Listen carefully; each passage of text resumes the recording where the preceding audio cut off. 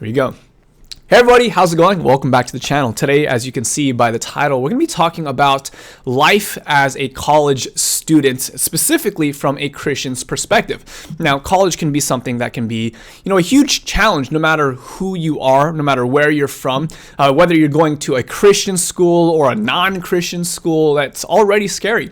But for those of us who really value and treasure our faith, this is something that's going to be a little bit more challenging, especially if we're going to a secular school. I remember reading a study recently that said 59% of young people who were raised in the church, who were raised as Christians, 59% of them, by the time that they turn 18 and they head off to college, many of them, 59% of them, end up leaving the church. And so we see that this is an alarming trend. It's something that we should not take lightly because young people are unfortunately realizing, or maybe not even realizing, just doing it and finding out that they don't have time for Jesus. They can't fit him in. And so today we want to kind of work our way through this. We want to talk about this a little bit. Of course, if you're watching this in the live stream, I'd love to know, what are your biggest challenges in college as a Christian? Let me know in the comments section as we're going. If you're watching this in the playback, I'm really curious to know. I'm going to share my thoughts with you guys a little bit today. And then if you stick around to the end of the video, we'll do a question and answer. So if you have any burning questions that you'd like advice on that I may not have touched on in this live stream, stick around. We'll talk about those things as well. So before we dive in, a couple things I want to say. Number one, I have a couple of resources that I really want to recommend to you guys. There are several books on the exact subject of helping your relationship with God to thrive while in college. They're linked below. You should check any one of those books out. I haven't read all of them, full disclaimer. I've read a handful of them, and the other ones are recommended books. So I think that these books would be helpful for anyone going to college. Check out those books down there. And then the other kind of thing that I want to mention is that this video is in fact sponsored by ariseapparel.com. They've been really cool to kind of support this ministry. It's one of the shirts that I'm wearing, the amazing Grace. And so if you want to grab a shirt to support this ministry, support the channel, you like what I'm doing and want to kind of give back, this is something that you can definitely do to do that. So let's go ahead. With that said, let's talk about the biggest challenges in college. What is it like? What are some things that I really want to challenge us to be thinking through? The first thing I want to do is I want to challenge your perspective. I don't want you to be thinking about, how do I keep the faith while I'm in college? What I want you to do is I want you to change your perspective. College and going to college as a Christian isn't just about keeping your faith. That's a very selfish perspective. How do I survive college as a Christian? Instead, I don't want you to keep the faith. My goal for you going into college is to share the faith. Not just to be in a place with your relationship with God where you yourself are secure, but to take it to the next level where you are actually going out of your way to be used by God. And I want you to realize that college is, yes, it's going to be a challenge, but it is also an opportunity. It's an opportunity for you to meet people from different backgrounds, different perspectives, different faiths, to get to know them personally, to learn from them, and then also just to be able to be their friend and then to share your perspective with them. That's really one of the biggest beauties about college, about university. That's what that whole word university means. It's unity in diversity. It's a place where people from different backgrounds can get together, get to learn from each other, and share different thoughts together. And so when you're approaching university, I want you to change your perspective, not from keeping the faith, but really to sharing the faith. Here's a really great quote that I found that I enjoy by Eleanor Roosevelt. He said, "It is better to light a candle than to curse the darkness." Now, there's a lot of applications for this quotation, but the main thing that I want to say is a lot of times when it comes to college, Christians' approach and the strategy is to run away from anyone who's not like them. If they're non-Christian, then I'm not going to be their friends. If they're not from my church or my denomination, then they're less than. I think that is a very terrible way to approach going to a university. Rather than cursing the darkness, I believe that one thing that God has called us to do is to actually be a light on campus. I believe that God has a calling and a purpose for your life as you're heading to university, that he wants to use you to impact the lives of some of your fellow students.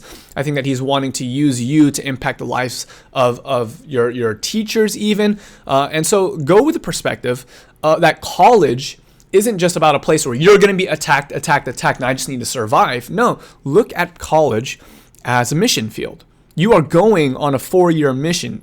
Okay? You are going, and God is calling you to be a light in the darkness. And so that's the first thing. That's thing number one that I want to share with you. What is thing number two? Thing number two is I want you to realize that it is okay to learn from non-believers. There's a quote by Augustine that I think is really, really profound. I want to hear your thoughts on this. Do you feel like that this is positive, that this is good, that this is bad? Really interested in hearing your thoughts. But this is what Augustine says. He says a person who is good, or is a good and true Christian, should realize that truth belongs to his Lord wherever it is found. He says that true Christians should gather and acknowledge it even in pagan literature, but reject superstitions, vanities, and deploring and avoiding those who, though they knew God, did not glorify him as God. So Augustine is saying something really interesting in this quotation.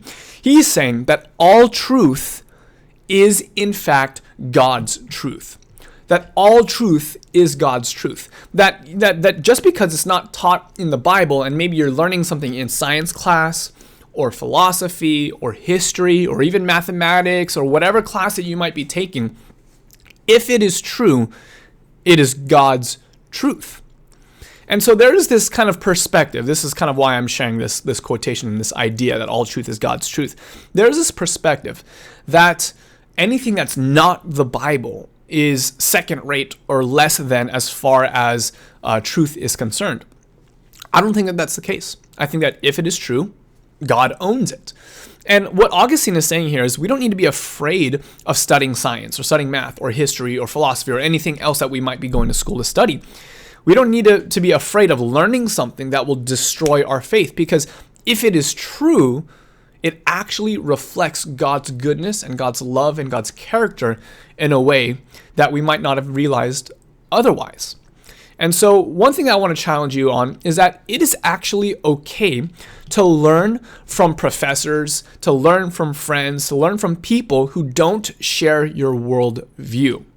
Now, I'm not saying that you compromise what you believe. I'm not saying that you change what the scripture says, but I'm saying that we can learn from these people. So we don't have to have this kind of posture that we as Christians are better than, right? We don't have to have this kind of superiority complex that says, oh, everybody else who's not believing in the same Jesus that I believe in, all of you guys are pagans and infidels, and I want nothing to do with you. Like, we don't have to have that opinion. And I think that this is actually something that the New Testament supports. There are several moments in the New Testament where Paul, right, we would all agree Paul is a man, that God was working through very strongly. We all can agree that Paul was a faithful Christian, and yet several times in the New Testament, he's actually found quoting pagan philosophers. Several times in his interaction with non-believers, in his interaction with people who didn't believe in Jesus, he was actually found quoting pagan philosophers on multiple occasions. This wasn't just once. And so what I learned from that, what I kind of reflect on that is, in order for him to be able to quote it from memory, he had to have been even reading them and studying them and thinking about the things that they were saying.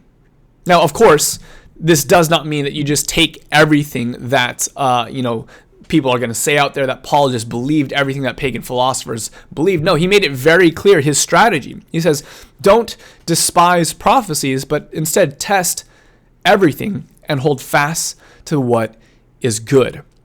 Paul's model, Paul's strategy when it came to interacting with questionable things wasn't just to reject it immediately. That wasn't what he did. He wasn't just trying to say, oh, only the scriptures is what I'm going to spend my time reading and studying. No, clearly he studied pagan philosophers. But his strategy is if it is good, I'm going to hold on to it. If it is true, I'm going to hold on to it. If not, get rid of it. And so that's kind of the approach that I would suggest when it comes to college for many of you guys. Don't be afraid to learn something from someone who believes differently. In fact, some of the best lessons in life that I have ever learned come from people who do not share my same perspective. And I'm grateful for that. It rounds out my thinking and helps me to understand where people are coming from. And it helps me actually to appreciate and love them better. And so do what Paul did. Look at it, study it, think about it, and if it is good, hold on to it, add it to your repertoire, like ingest it and allow it to transform you. If it is not, then you reject it. So I want you to have this kind of like a filter that goes before your brain as you're sitting in class. Don't just accept everything that a teacher tells you, and don't just reject everything that a teacher is telling you. There's a good, healthy middle ground where you might actually be able to learn something and be surprised as to what are some of the things that you can learn from other people. So with that said, you are going to college. You're thinking about being a missionary, right? We're not talking about keeping the faith. We're sharing the faith, right? We're going to college as people that are wanting to light a candle in the darkness.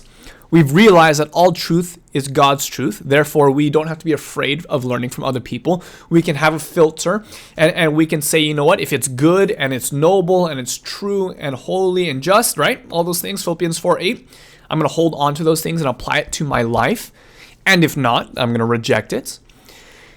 What next? How do we apply this filter? What is another really healthy next step? The next thing that I want you to do is I want you to find a mentor in your field, and I want you to find a community of believers. You know, one of the major reasons why I believe that young people, the 59% that I quoted earlier, that when they go to college end up leaving the church, one of the major factors is that they stop fellowshipping. They stop worshiping with other believers. They stop some of those important spiritual disciplines like studying the Bible and praying and things like that.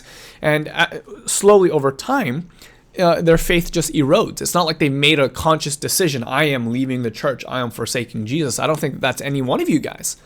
But if we're not careful, we can easily over time be shifted out and be sifted out of the church. And so that's why my last step for you is to find a mentor in your field and to find a community of believers. There's a verse that we have heard many, many, many times, but it's super relevant to today.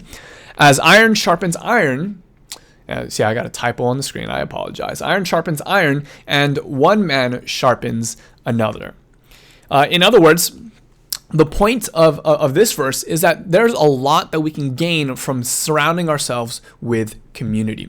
That there is a value to our spiritual growth in going to church, going to Bible study or prayer meeting, and spending time with people. But specifically, I want to apply this verse to finding a mentor. Let's say you're going to study biology. You know, there's a stigma that if you go to a secular school and you're studying the hard sciences, that you are more likely to lose your faith because there's so much information presented to you, and a lot of times it's difficult to wrestle through that and to synchronize that with your belief system. Find a mentor who's in the same field as the one that you're wanting to study. Ask them if it's okay for you to say once a week, call them up and to discuss some of the things that you're learning. Because you're going to find questions that arise that you might not know how to answer. And questions aren't bad. Questions are, in fact, in my opinion, very, very, very good. And so finding someone who can mentor you, who can kind of coach you through this and help you wrestle through some of these things is something that I think is super, super valuable. So that's thing number 3, or I think that's 3 or 4, I forget the number. The last thing I want to talk to you guys about, and this is kind of a given, is to make sure that you are having a habit of continuing in your devotions. Make sure that you are spending time in the Word on your own regularly. You know, the Bible talks about how where Jesus is saying, I am the vine, you are the branches. No branch can survive unless it's attached to the vine, right? If you want to thrive in your relationship with God, if you want to succeed in your relationship with God while you're at college, you're going to have to be connected to the vine. And so those are my thoughts as far as advice on, thriving at college. I'm really interested in hearing from you guys. Let me know in the comment section below. What are some advices, what are some tips and suggestions that you would give to students going to college for the first time? Or if you're in college, what are some things that you're focusing on, things that you are looking at to help you survive your relationship with God? I believe that college doesn't have to be a time in your life where your relationship with God actually goes down. For me, it was actually the exact opposite. The summer before I went to my first year of college was actually the year that I gave my heart to the Lord.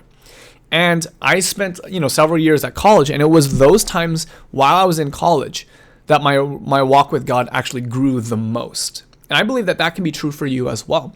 That you can go to college and your relationship with God can not only just survive, but thrive as well. And so that's my hope for you. That's my prayer for you guys. Again, if you have any questions, I'd love to hear them. You can reach out to me. Also, there are some resources linked below this video to books that I would highly suggest for you to read that will help you wrestle through some of the things that we go through as young people. And then, of course, if you want to get one of those books on Audible, you can do that for free, audibletrial.com/thatchristianvlogger. Get a book for free and listen to that on your own.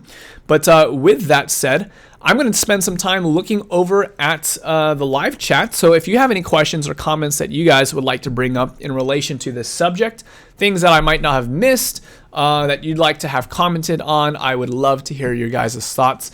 Again, as we're waiting for questions to come in, I want to give the shout out to Arise Apparel for sponsoring today's episode. Many of you guys have messaged me saying that you're supporting through getting a shirt, and that means a lot. I really want to just thank you for that. Alrighty, got a couple of comments coming in. All right. Ariadne says, be on a plan at the Bible app, YouVersion. It helps a lot. Yeah, having a plan for what you're going to study and read every single day is really, really valuable.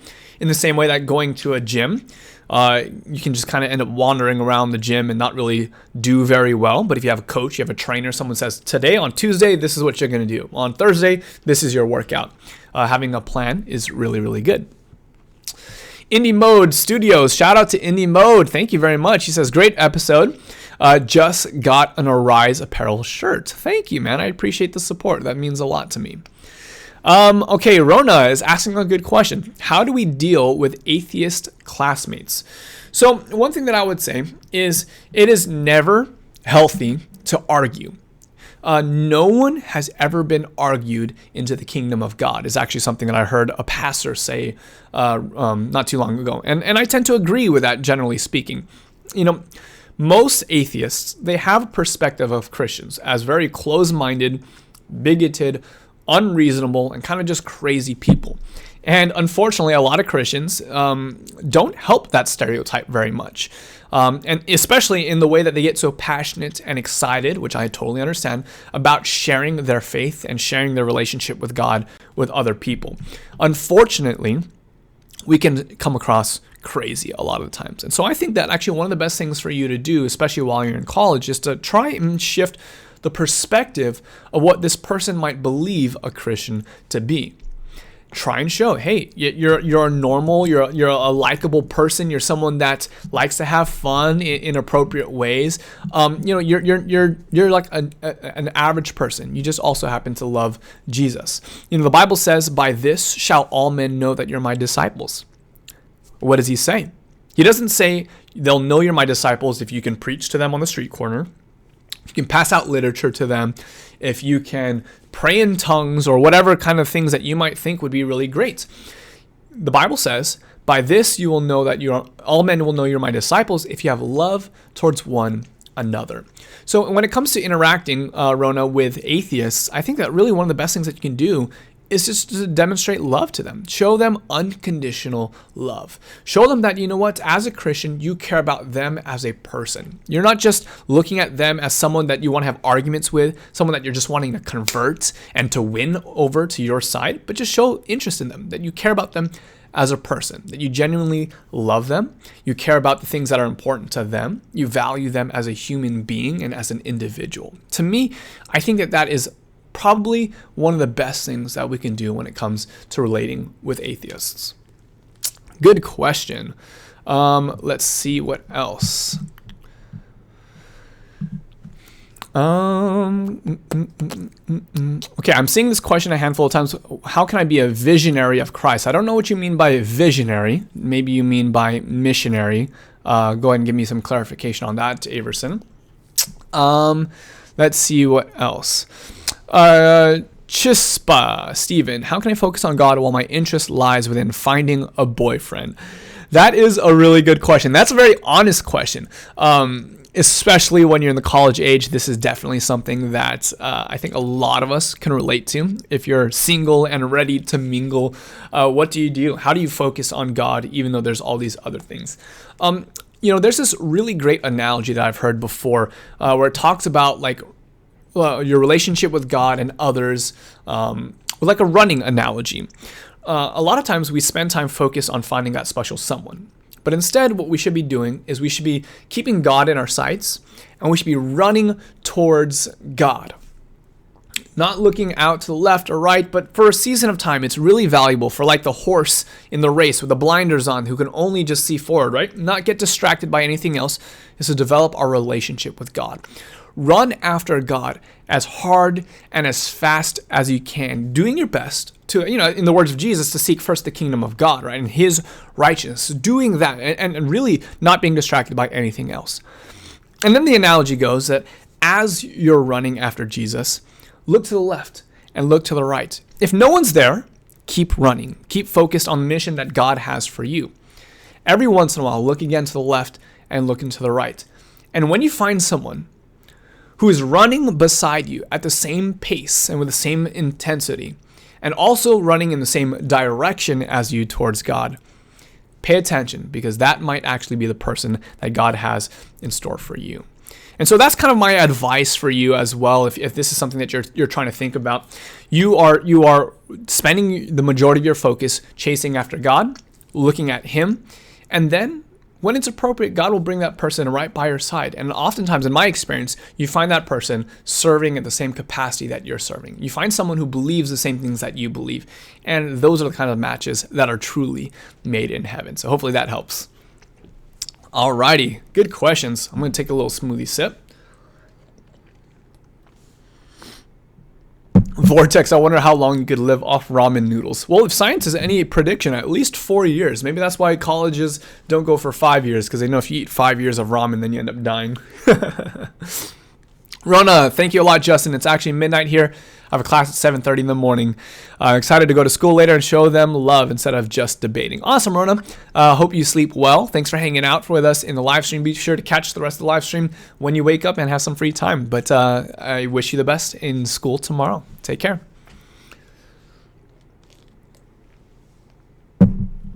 All right, let's see.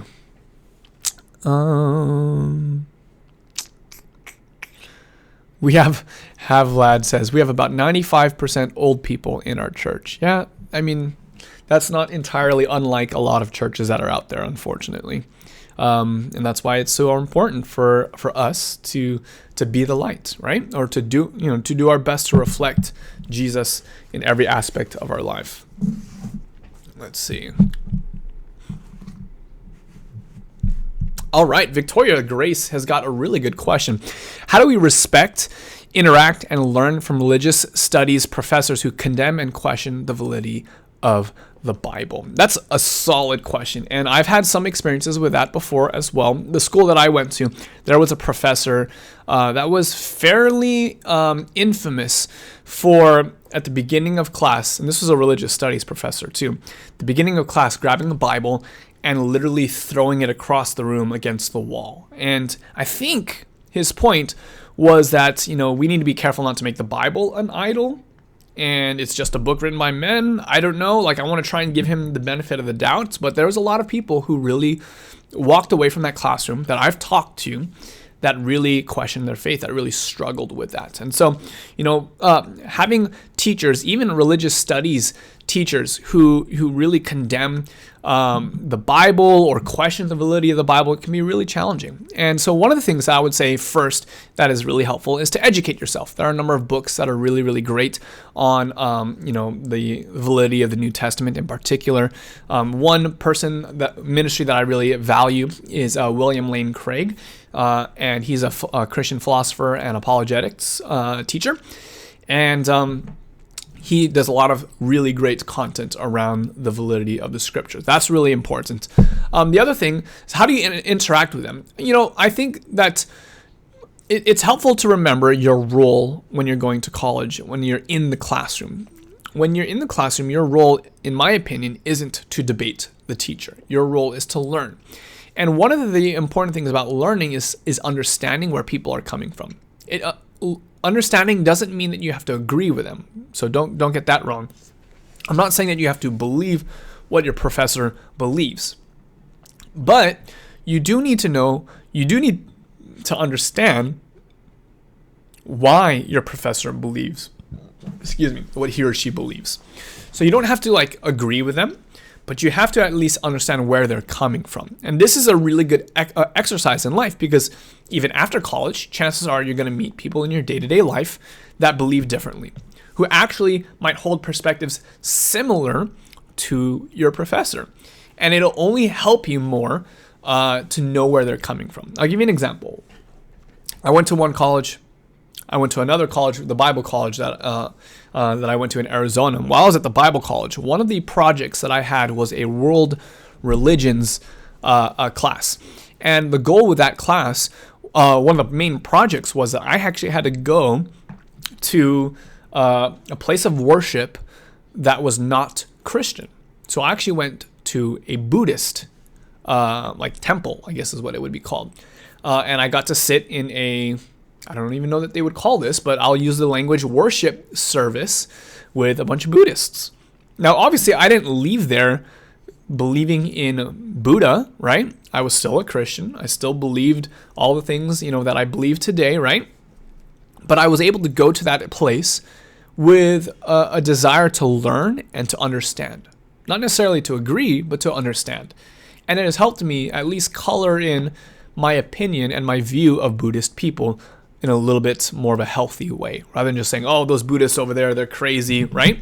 I can say, oh, I've talked to some Buddhists. These are some of the opinions that they shared with me. Do you agree with this? And talk to them about that. And so I do the same thing when it comes to a professor in college who, maybe is attacking Christianity. Realize that, what?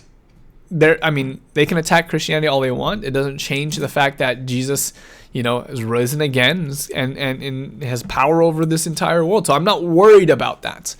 But what I am worried about is, can I understand where they're coming from, so that way it can inform how I interact with other people. So hopefully that's helpful. One comment that people are saying in the live chat, and I actually really appreciate this. One thing that we need to do, Averson is saying, is we need to learn how to tame our tongue. And that's definitely true. Our tongue gets the best of us. We argue a lot. We can cause a lot of problems and bring it on our own selves. And so I know that that's definitely been true for me.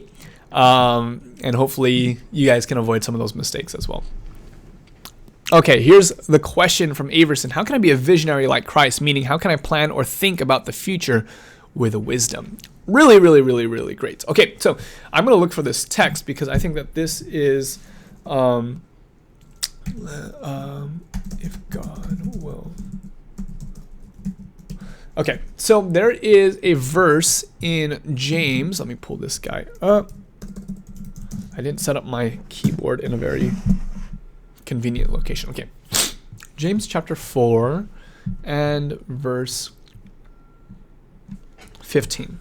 So here's a verse that I want to share with you guys today. James chapter 4, verse let's start in verse 13 to 16. Again, the question is, how do I plan for the future and be a visionary, with God at the same time? So it says here, come now, you who say, today or tomorrow we will go into such and such a town and spend a year there and trade and make a profit.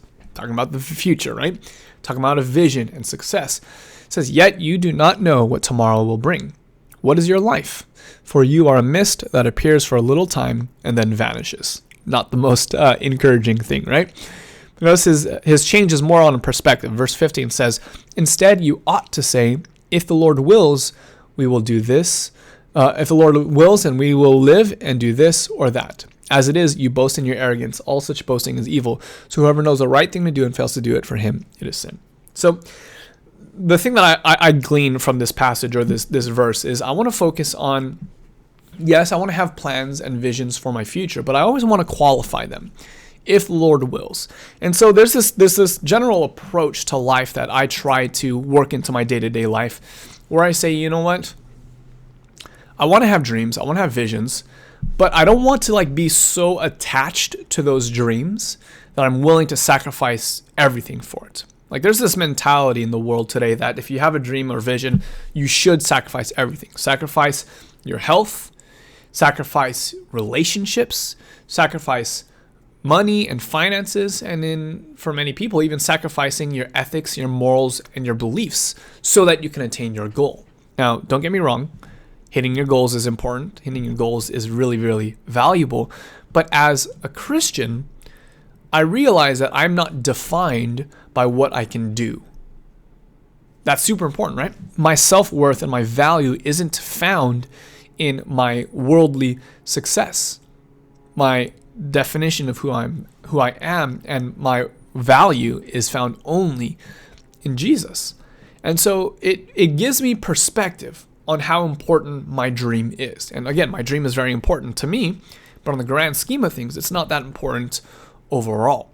So having this mentality, if God wills, this is what I'd like to do, I think is super important. Because the converse of that statement is, if God doesn't want this, then I'll do something else. And I think that's super important, to have your dreams and visions, but also be willing to lay them down and to change them if God leads you to do that. Because sometimes the dreams that we have for ourselves are actually different than the ones that God has for our lives. I mean, think about even Paul, right? Paul had a vision of what he was supposed to do in the New Testament. And his vision was literally kill Jews, kill Christians. No, not kill Jews, kill Christians. To literally murder the church. I mean, that's kind of a crazy vision, kind of a crazy plan, right? But this is what he did. And thankfully, God said, no, that's not what I want you to do. I have a different plan for your life, a different vision for your life. And Paul, it's shown through his actions that even while he was killing Christians, he meant well, that he was sincere in heart and really was a true believer. Because when God changed his plan, literally knocking him off his donkey, right?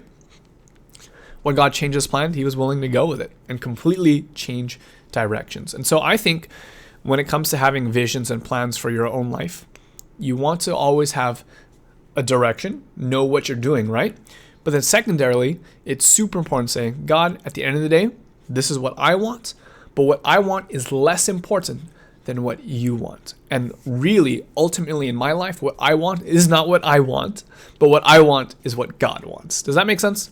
Hopefully it does. Alrighty. Good questions so far.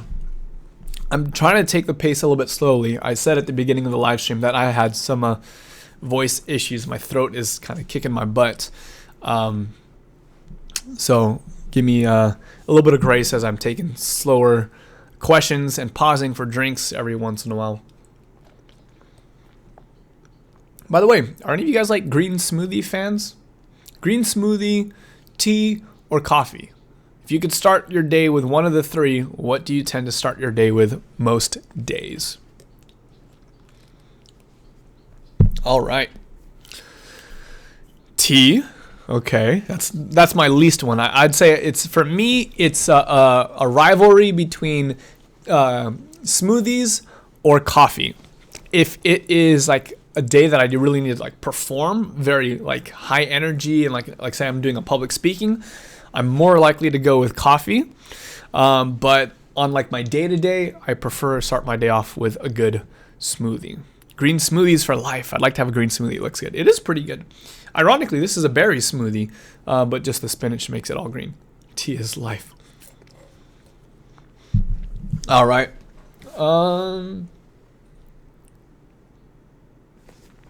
right. Here's a question. I think this is a good question. I don't know how to say her name. Musica Chica. There you go. Hi, Justin. I get a lot of pressure from my family because I'm currently not attending college because the first 2 years I felt like I was going to school for the wrong reasons and what to do God's plan. I'm not sure what the last bit was saying, but I understand it. I think I get what you're trying to say. Let me say this. If you don't have a purpose for college, if you haven't figured that out yet, I would be very, very weary of going to college. Specifically, if the college that you're interested in is an expensive college. Okay? Community colleges, certain online colleges, it's fairly cheap, it's affordable, it's not a big deal. You can go in and try and just explore and figure things out. But if you're going to like a private school, Christian school, any one of these kind of colleges that are expensive, like the college that I went to my freshman year was like, I want to say it was like $30,000 a year. That's a lot of money. After 4 years, that's $120,000. And that's not even including like your living expenses, your textbooks, things like that. So that's a ton of money.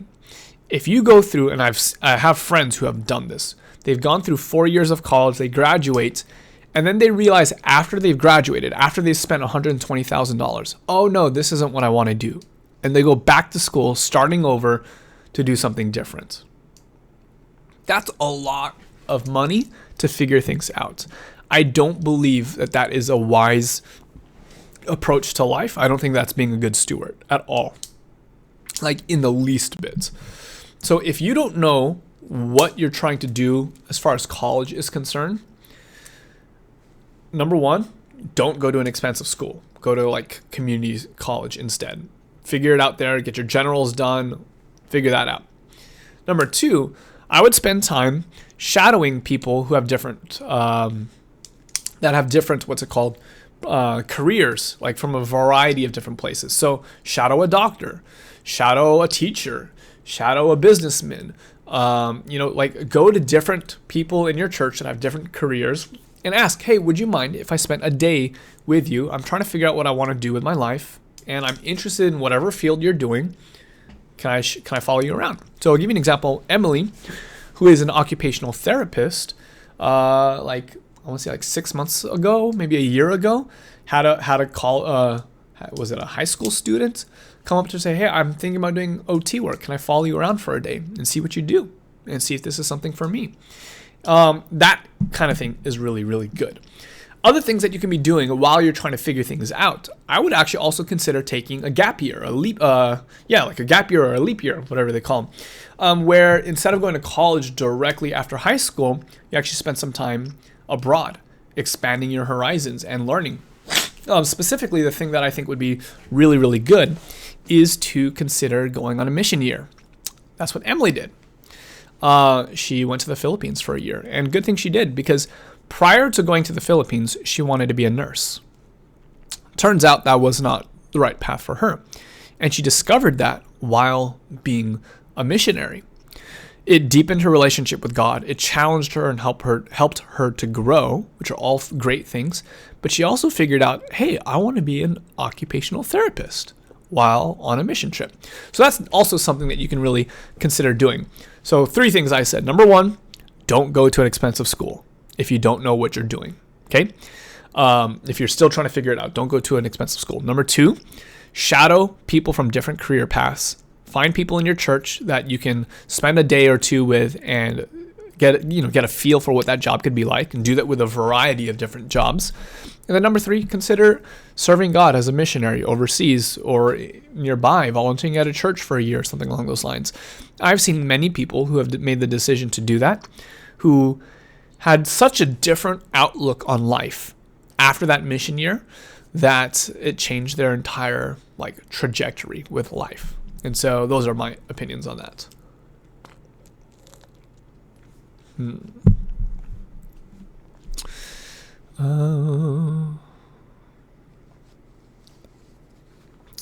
Dawson is asking, I'm in school to play football too, and it actually makes me feel responsible to my team. The first week of fall camp, I broke a finger. Is this a sign that I'm not supposed to be here? Oh, sorry, Dawson. That sucks, dude. No, I don't think it's a sign that you're not supposed to be there. I mean, sometimes things just happen. A lot of times as Christians, we spend a lot of time reading into things as though there's some deeper meaning. I don't think that's always the case. I think sometimes there are, situations in our life that are divine appointments that are God is trying to teach us something through that. A lot of times this is just life. If I walk down the street and I trip over a crack, doesn't mean that God didn't want me to go for a walk. It just meant that I was clumsy. So I wouldn't read into it, Dawson. If I were you, I don't think it's really that big a deal. I hope your finger heals up soon and that you are able to get back to full capacity soon, and that you guys do well in your football season.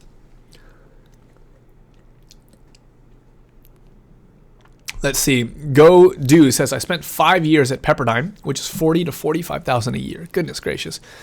Oh, and then you said I had 100% scholarships for the last 3 years. Good for you. Congratulations. payoff took 12 years for both my wife and I, totaling upwards of $65,000 to $70,000. Yeah, and you actually are coming out ahead of most people. Like, kudos to you guys for paying it all off. That's awesome. My wife and I just got debt free.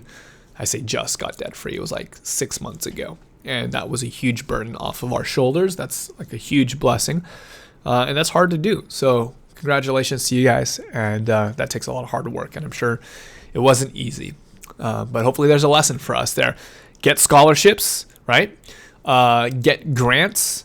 But even a loan is not a good thing necessarily, because you still got to pay that off later. So be careful with taking loans. Avoid it if you can at all costs, in my opinion.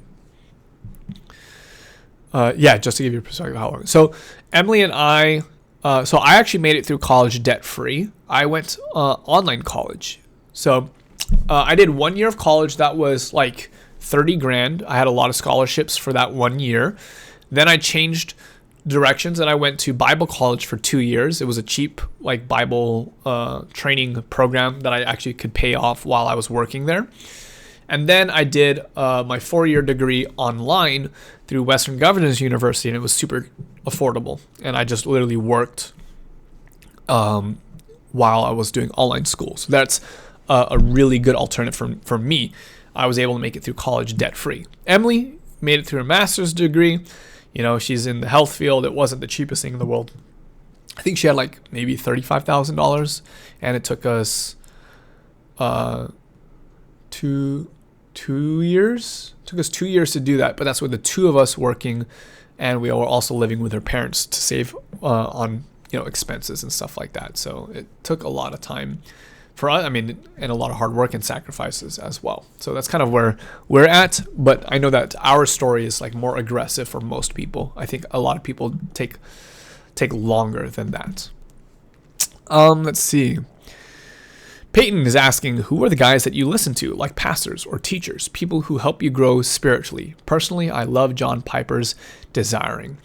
John Piper does a lot of good stuff. Other podcasts that I really enjoy listening to, I actually haven't been listening to it recently, but one of the ones that I had been doing habitually for a while, I should probably get back into it, was Rick Warren's podcast. He does like a daily devotional, which is really great. Another spiritual teacher is Ravi Zacharias.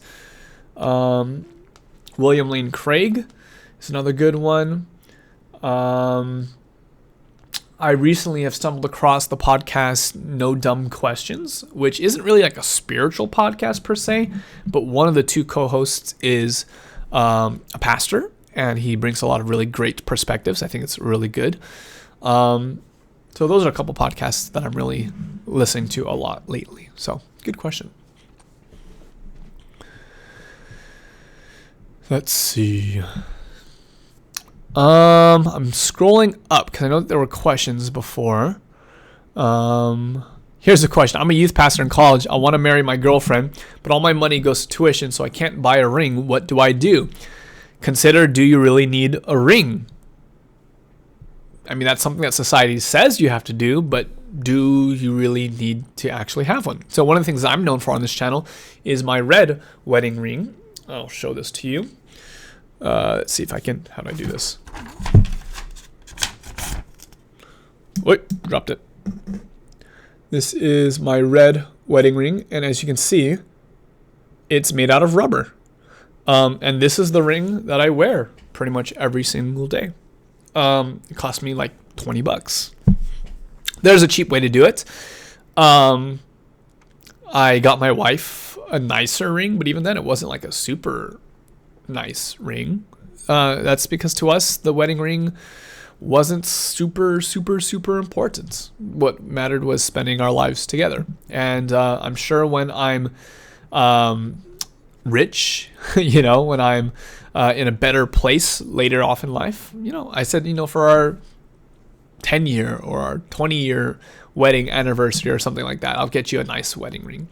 And I don't know. To me, the wedding ring is not super important. Good point. It's a good question, rather. Let's see. Any other questions I missed? I know that there's a lot of questions going on in the live chat, and I wasn't able to get to all of them. So if I missed your question, just feel free to put it back in the chat, and I'll do my best. Moshpit Joe says, Justin, how do you view people like myself who believe in evolution and are followers of Christ? I don't see a problem with treating Genesis 1 as an allegory intended for a specific group of people. Good question, Joe. For me, I don't believe that that's what Genesis 1 is teaching.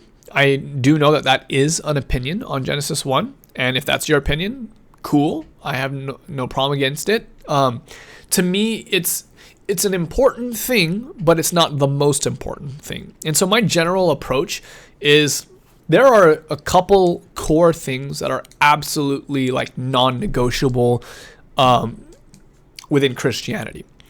And then there's a lot of things within Christianity that are like second tier, third tier, fourth tier importance. On all those other things, I could care less what people agree. It's like I agree to disagree with you. But we're still friends. We're still brothers and sisters in Christ.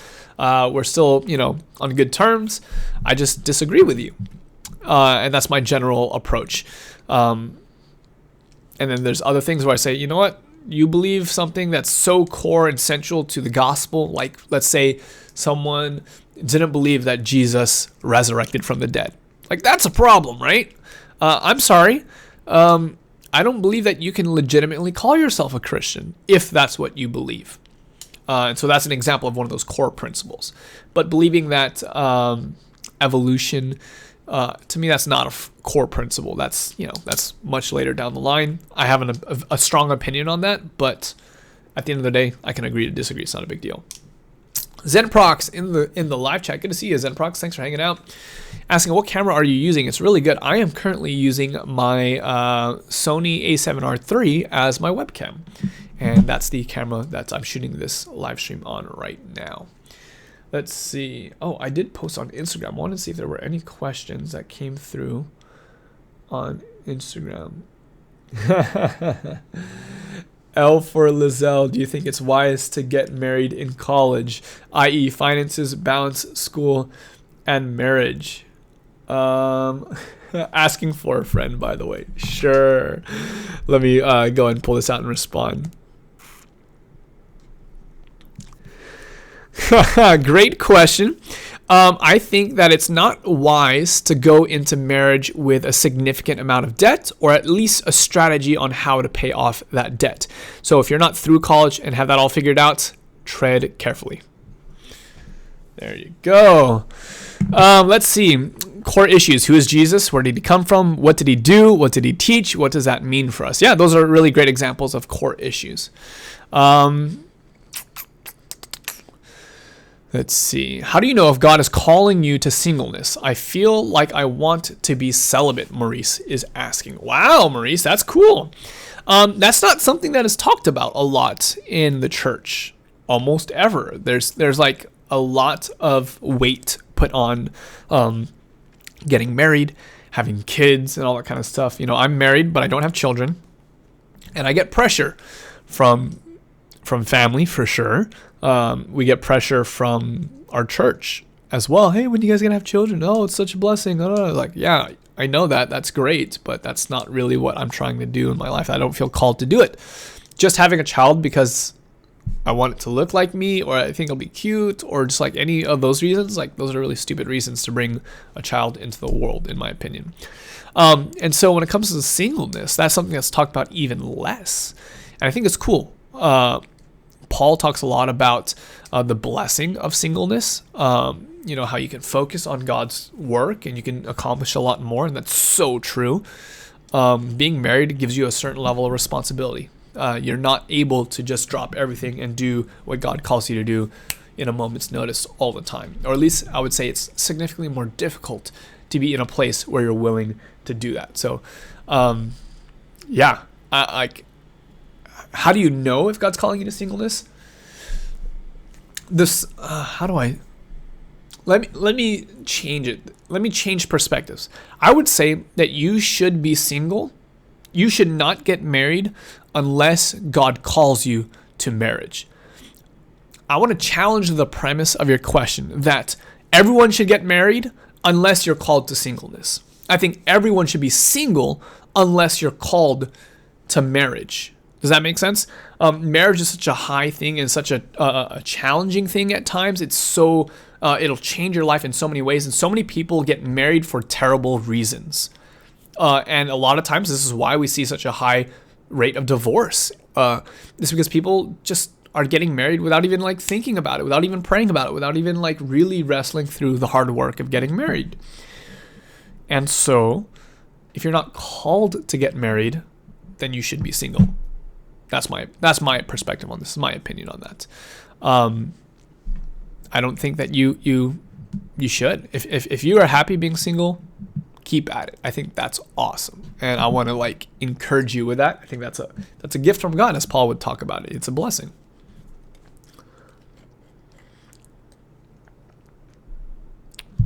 Esteban Garcia, do you need to have a date like most Christians have to know that you are saved? No, you do not. I don't remember the date, but I can remember the season in life that it changed for me. I think it's important to be able to reflect on your life and say, you know what, my life changed in this season of my life. After high school is the season for me. It wasn't just like one day. It wasn't like something as black and white as that, but I know for a fact that who I was in high school is very different than the person who I was in the first year after high school. It was something that really changed my perspective on everything, on life, right? So while I don't have a specific date, I do know that there was a before and an after period. And I think that is something that is valuable to know, Esteban, to say, you know what, this was a season in my life that I truly surrendered to Jesus. But it doesn't have to be traced back to one specific day. Holly Blade, debt can ruin a marriage very easily, and kids cost too much to have that kind of debt. I don't think you're wrong. That's something that Emily and I talk about. Do we want to have kids and things like that? And I don't know the answer to that yet.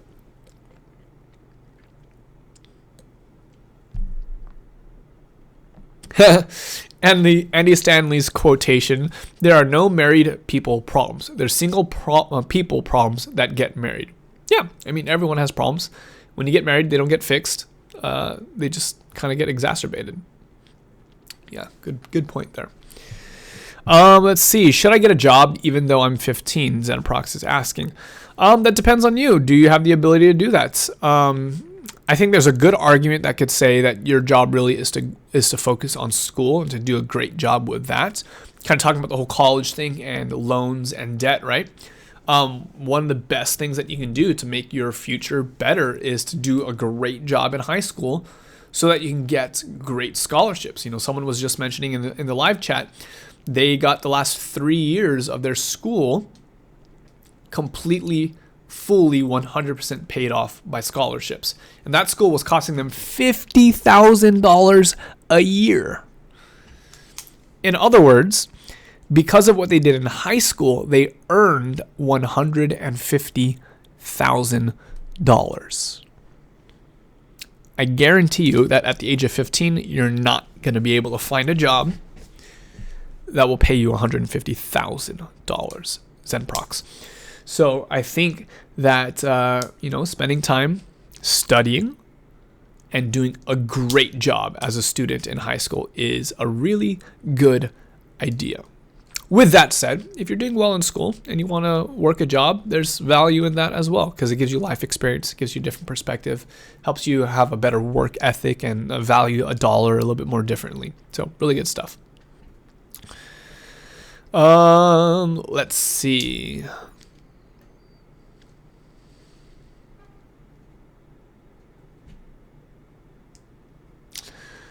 Kate Allen, thank you so much for hanging out. I see that it's 1 a.m. in the Philippines. We'll see you in the replay for sure. Adriana was asking for your thoughts on Bethel to focus on the supernatural. I don't know enough about it. I listen to Bethel on occasion, but not super frequently. I don't know. I don't have an opinion on it.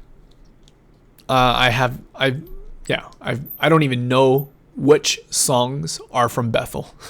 I literally couldn't tell you. Unfortunately, I'm not a great person to ask questions about music because I really don't listen to music very often, almost at all. Peyton's asking, how did this channel ministry grow? When did you start it? I recently started a Christian YouTube channel where we go through the Gospels chronologically. Do you have any advice on me starting it out? Really cool, Peyton. I started the ministry 2.5 years ago, and I have been growing it, namely by making content very, very, very, very, very consistently. I've made probably over 350 videos in 2.5 years. It's a lot of videos. So I've been working really hard at that. That makes a big difference. And then also just investing in learning about the science of YouTube is really valuable as well. Understanding the algorithm a little bit better, coaching, things like that. Those things matter a lot. In fact, next month, I'm going to be going to Ohio for a training event. And that thing is costing me like $3,000 to go through that training, all so that I can know how to better serve you guys as a YouTube community. So that kind of stuff goes a long way. In the same way that you would try to do well for any other job that you are applying for, the way I look at YouTube is that it is a job, in the sense that I need to do my best, I need to study, I need to grow, I need to learn. And so that's the way I approach it.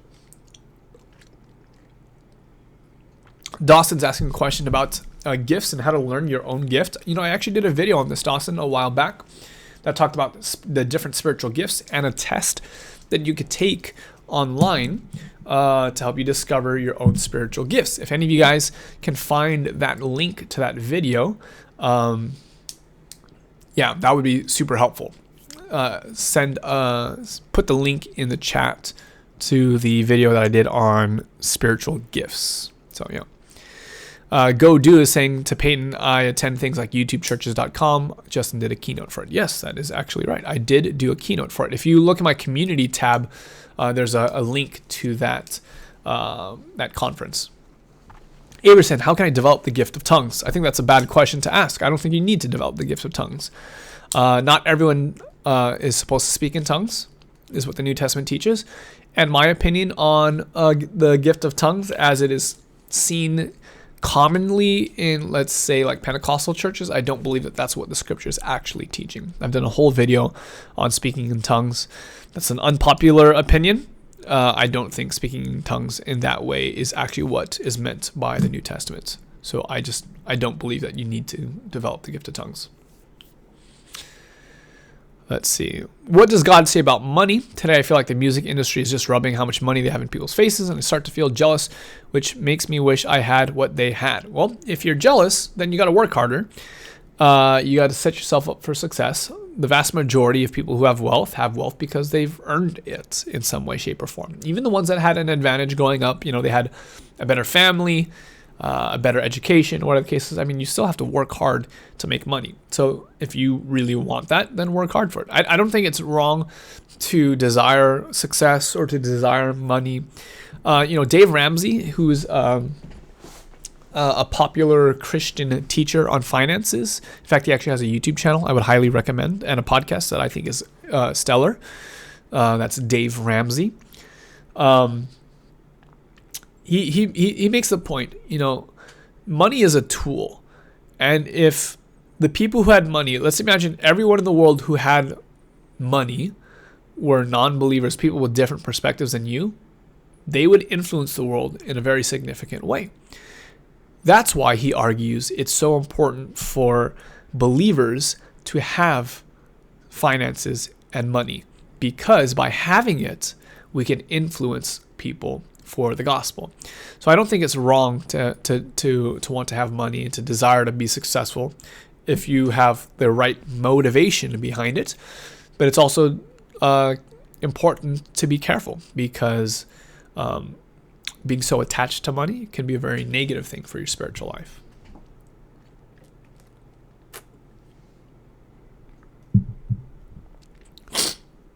Simple things. How do I start a conversation about Jesus with non-believers in my class? I I mean, you can invite them to church or a Bible study. You could be as like straight up as that. I mean, that's one way to do it. One thing that I think is really good is just asking questions rather than telling them things. I think that one of the most underrated approaches and strategies to getting into conversations with people is asking them a good question. A lot of times we feel like we need to talk, and really what I think that we need to do is listen. There's a reason why we have 2 ears and only 1 mouth, because we should be listening twice as much as we speak, is something that someone has said at one point in time. So that's the thing I would do, simple things. I would learn the art of asking good questions. There's a great book on that subject called Tactics by Greg Koukl that I would highly recommend. That's something that's super good. I need a tissue. My nose is going a little crazy. Give me 1 second. I will be right back, and we can go ahead and continue the stream.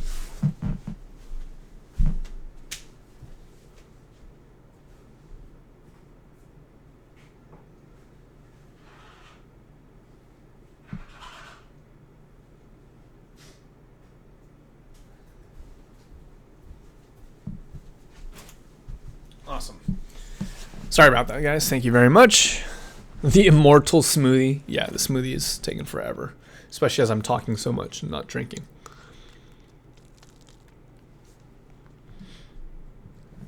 Alrighty.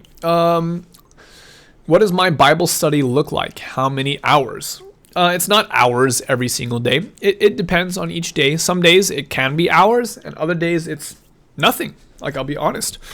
There are certain days where things are just so busy and crazy where I'm not spending time in the Word.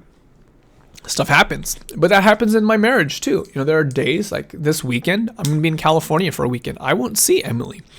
And it's actually decently likely that on one of those days that I'm gone, I might not actually speak to her, text her, or call her at all, because we are both busy doing important things.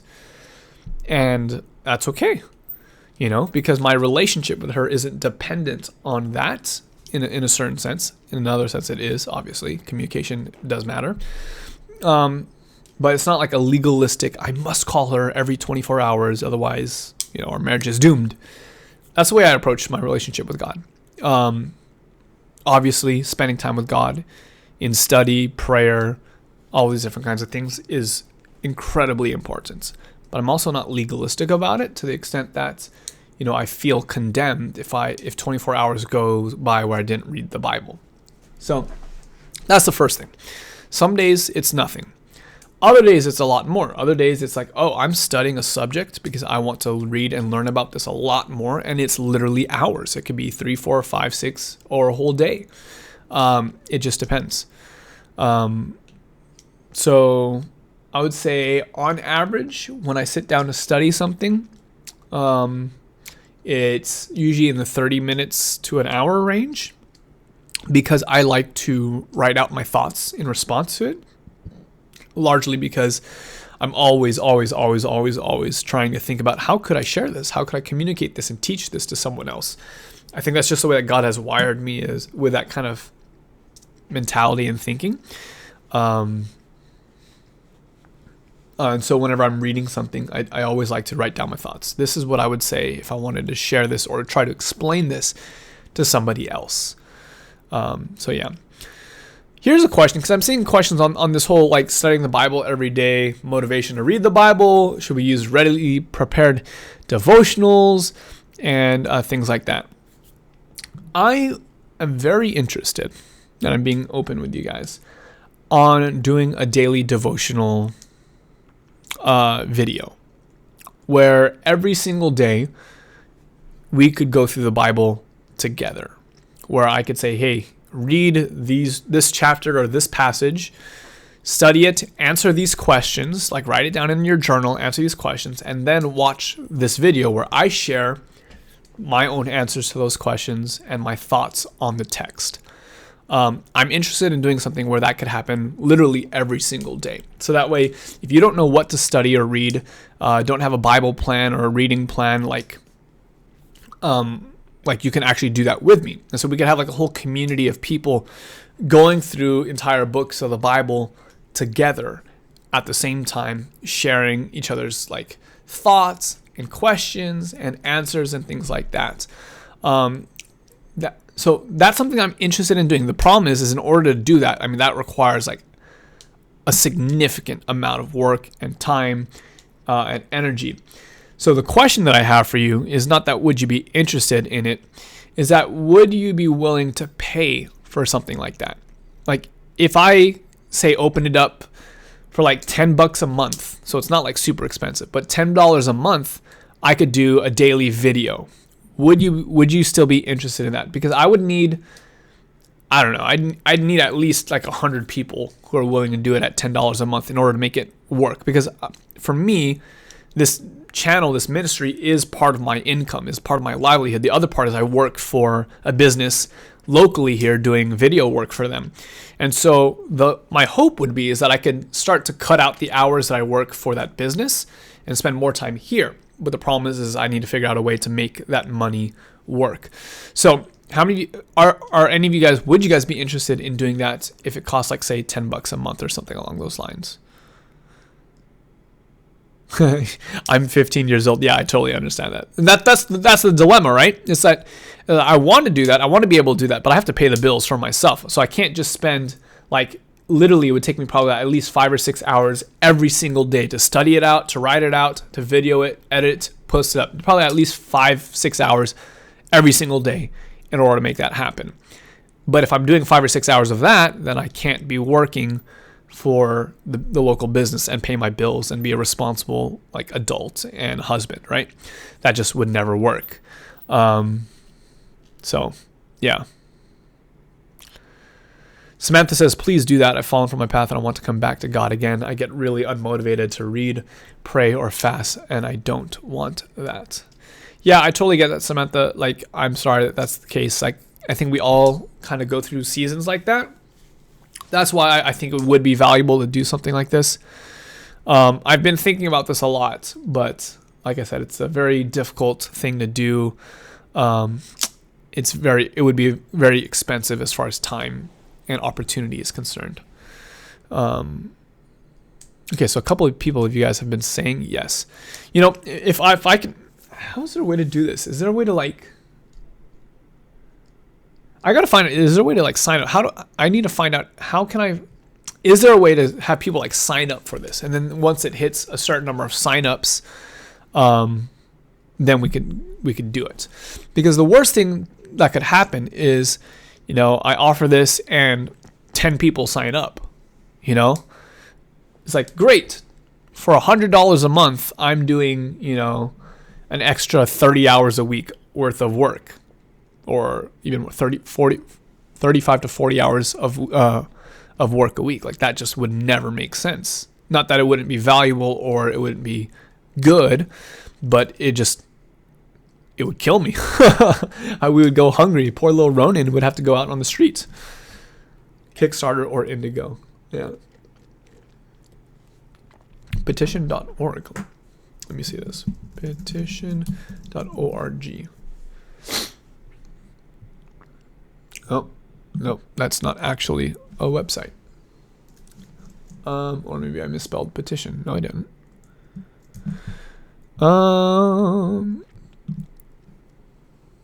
Anyways, those are the things that I'm thinking about wrestling through. In the meantime, if that's something that you'd like to help me work and build up to, the easiest way to do that is through Patreon. Patreon is a place where people basically say, hey, I like what you're doing. I want to see you do more of it. I want to support because it brings value to my life. Here's, you know, $10 a month to keep on going. That really helps out a lot. And I think once the Patreon gets to a certain level, that's definitely something that I'm willing to do. So if this is something that you're interested in and you want to help me get to the point where we could do daily devotional videos like literally every single day, supports the ministry over on Patreon, patreon.com/thatchristianvlogger. It really helps out. I lost my cross necklace mom passed down to me. Don't tell on me, please. That sucks. I'm sorry. Zen Prox, how do I stay motivated every day to study for my school? Sometimes I study a lot for one day, then nothing the next day. By the way, your channel has helped me a lot. Thank you so much. God bless. Awesome. Glad to hear the channel has been helpful. You don't need to be motivated to do things all the time. In fact, the vast majority of important things that you will ever have to do in your life, you will not feel motivated to do that. So it is super important to build the skill of being able to do things that you do not want to do. I'm sounding like my dad right now as I'm saying that out loud. That's so funny. This is something that my dad would tell me all the time. I want you to do X, Y, or Z because you need to learn how to do things that you don't want to do. But that's true, right? Being able to do things that you don't want to do, like that's super valuable. Because if you want to be rich, right, you're going to have to work, which you probably won't want to work. You're gonna, at least at the beginning. If you want to be fit, you're going to have to work out, which most days you might not want to do that, right? If you want to be a good husband or wife, you're going to have to learn how to deny self and serve someone else and not be selfish, which you probably won't want to do. And if you want to be a disciple of Jesus, he says, deny yourself, pick up your cross, and follow me. So learning how to do things that you don't want to do, I think that's something that we should practice more of. Averson, what do you think of flipping through a random verse and make that the devotional and believe that is what God wants you to read? I mean, it could be. I don't think that that's the best way to approach it. I think it's better for you to actually understand the Bible and to read it contextually. If you just open up a random passage, who's to say that that passage was for you? Right? Like that's I don't think that that's how the Bible was intended to be read. I think you need to read it through to understand the context and the history and the people that are there to interpret it properly. The Bible is not a fortune cookie. How about that? The Bible's not a fortune cookie. It's a letter that was written to specific people in specific times that we can glean from and learn from and understand God from. So that's, definitely, I mean, it's better than nothing, but not by much, perhaps. Better for you to spend time studying a specific book of the Bible and really understanding it. So yeah. Good questions though. Let me see on Instagram if I got any other questions that have come up. Let's see. View responses. Nope. Okay, that's just the one.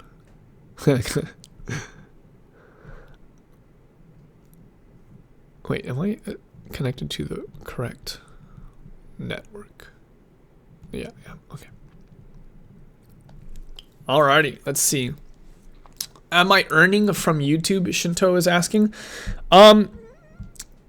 Yes, I am, but it's not a lot. I earn from YouTube maybe $200 a month, which obviously is better than nothing, right? And if I'm in high school, $200 a month sounds a lot, but when you have to pay for an apartment and food and a puppy, right?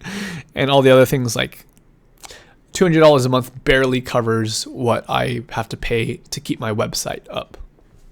So, yes, but also not really.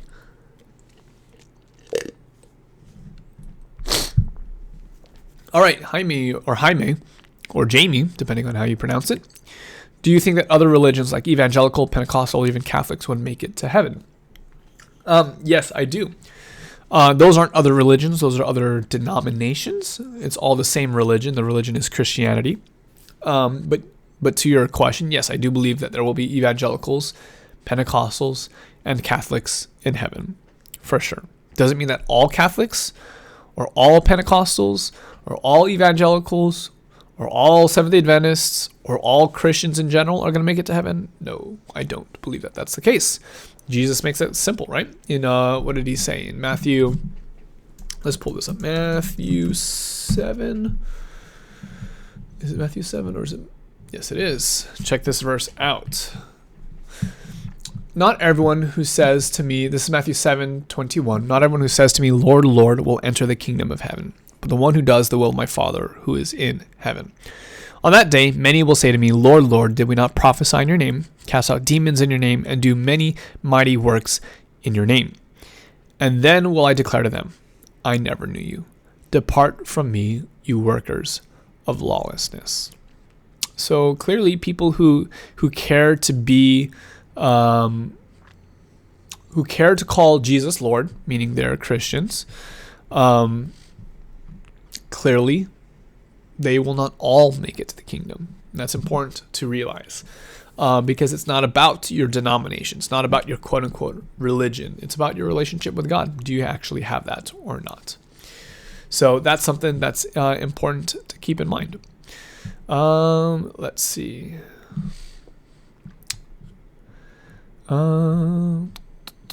Joshua says, I did ask a question on Instagram involving college. Okay, I'll look up. How do I...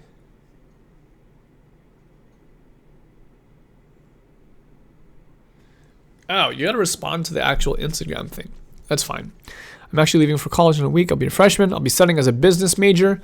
I'm not sure specifically in the business field yet, but I can see my life down the road as being very busy. I want to work hard and become very successful. At the same time, I want to get married. I want to have a lot of things with my future spouse as I love. What are your thoughts? It's been something heavy on my mind recently. One step at a time, dude. Rome wasn't built in a day. You're not going to be able to get all that in the time frame that you want. I mean, unless you're like some freak of nature and just like super successful. But take it one step at a time. Work your hardest, trust in God, and allow Him to work it out for your good. So that'd be my point. When I read the Bible sometimes, I don't understand some of the verses because of the vocabulary used and stuff. How do you understand it so well? You know so many verses and where they are. So, well, you are only 15, so that matters. Not because, like, if you're 15, it means that you're inherently unintelligent or anything else like that. It's because I've been studying the Bible now for 11 years, whereas 11 years ago, you were not even in kindergarten. So I just have more time. And the more time you spend studying it and reading it and learning, the more you're going to be able to do that. And so for me, I talk to a lot of people. I like to ask people questions and hear where they're thinking. And so when it comes to questions that people ask, I'm generally speaking familiar with the question that they're asking. I've generally speaking studied that out once or twice on my own. And so, yeah, I just spend more time doing it. You'll get there. Just continue to make it that your habit, your practice, studying the Bible, asking questions, learning as much as you can, reading books. Like those are all really, really important things. Great question. Jason, hey man, just want to show my appreciation to your videos. Thanks, Jason. I want to show my appreciation for your comment. Appreciate that. Averson, what's your denomination? Yes, I'm a Seventh-day Adventist. Let's see. Any other questions? I don't see any other questions, so I might be... Are we done? Is this all that we are talking about today? If so, that's cool. That's fine. How long have we been on so far? We've been on the live stream for a little over an hour now. That's good. Well, why don't we go ahead and cut it out there, because I'm not feeling perfectly up to speed with my health and my voice and all that kind of stuff. It's probably better for me to rest my voice, especially since I'm traveling tomorrow. But this was fun. Thank you guys for hanging out and watching the video. If you haven't yet, do me a favor and give the video a thumbs up if this video was helpful to you guys on the subject of college. Do me a favor, thumbs up, share it with a friend, all that kind of good stuff. But yeah, again, shout out to Arise Apparel for sponsoring this episode. If you guys want to support this ministry, grab a shirt, support on Patreon, share the channel with a friend, I guess. I don't know. What else? Yeah. Lincoln Logs, I just joined. Sorry about that, Lincoln Logs. I will allow part of the stream. I'm actually going to trim it up a little bit, but part of the stream will be available live on the channel in the next couple of minutes. It takes a while for YouTube to process it, but you can certainly watch it back through later. Alrighty. Thank you guys again for hanging out. I will talk to you guys. Oh, merchandise. There you go, Vortex. I totally forgot about that. Yes, you can also support through merchandise. I have my own shirts that I sell. I think it's right under the video. You can buy like that Christian Vlogger shirt if you wanted to. But yeah, that's it. I will talk to you guys next time. There's no video tomorrow because I'm traveling tomorrow. So consider this the video that would normally be up on Thursday. Alrighty. I will talk to you guys later. Adios. Oh, as I like to say, until next time, I'm that Christian Vlogger, and I want to encourage you to experience faith in the first person. God bless.